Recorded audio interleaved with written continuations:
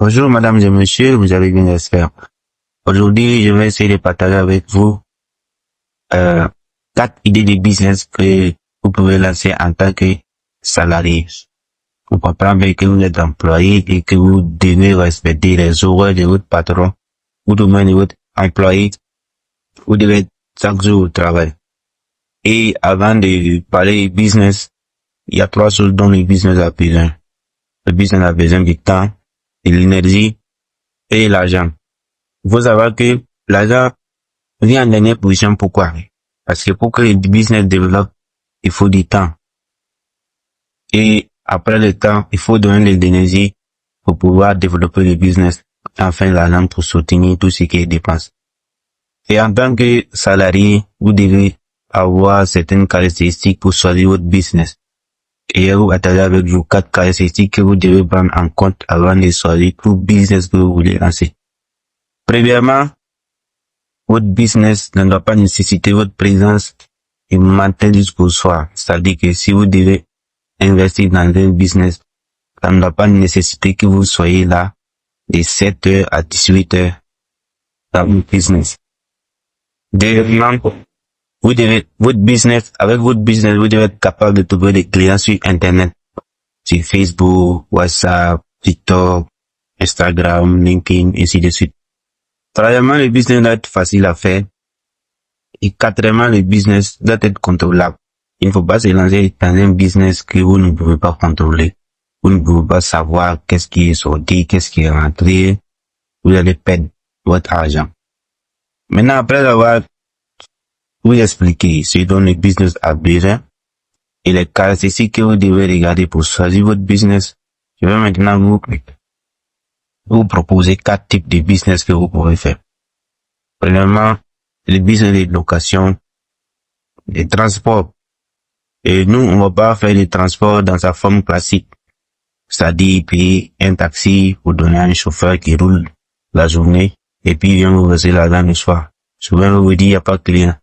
Parfois, il va dire le temps en panne. Qu'est-ce que vous pouvez faire? Vous êtes au travail. Et ça respecte même pas les 4 critères que je vous ai parlé. C'est vrai que ça ne nécessite pas votre présence du matin jusqu'au soir, il n'y a pas de souci. Mais deuxièmement, vous pouvez pas trouver client ni avec un taxi que quelqu'un d'autre roule.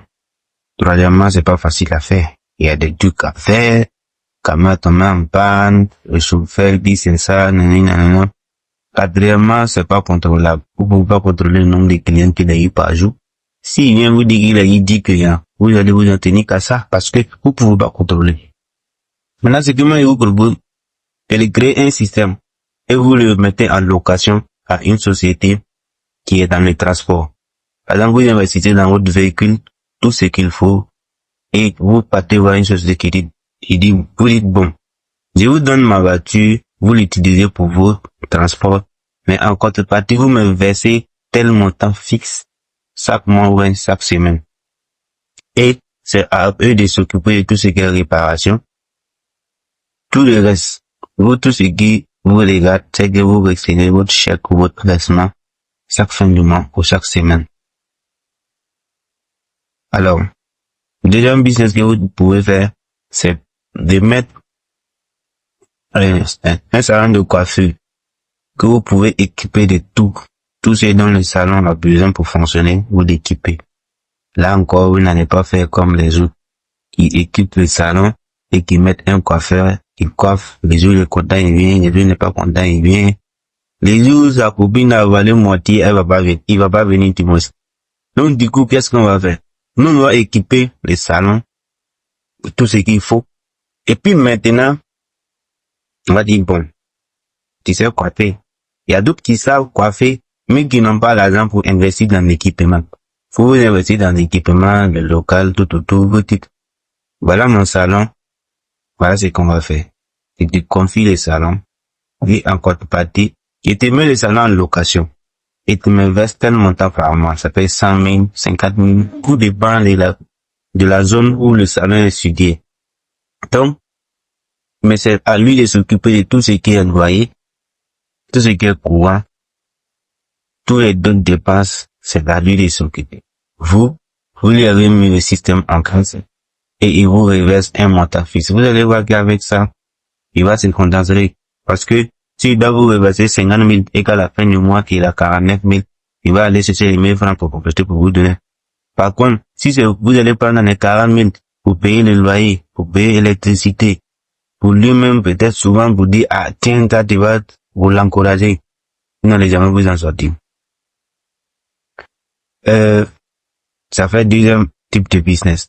Bon, aujourd'hui, le temps ne nous est pas vraiment permis et je pense que si vous êtes intéressé pour avoir les deux autres business, il reste, commentez, dites dans les commentaires et je vous referai une autre vidéo où je vais vous expliquer les deux autres vidéos. J'espère que vous avez énormément appris.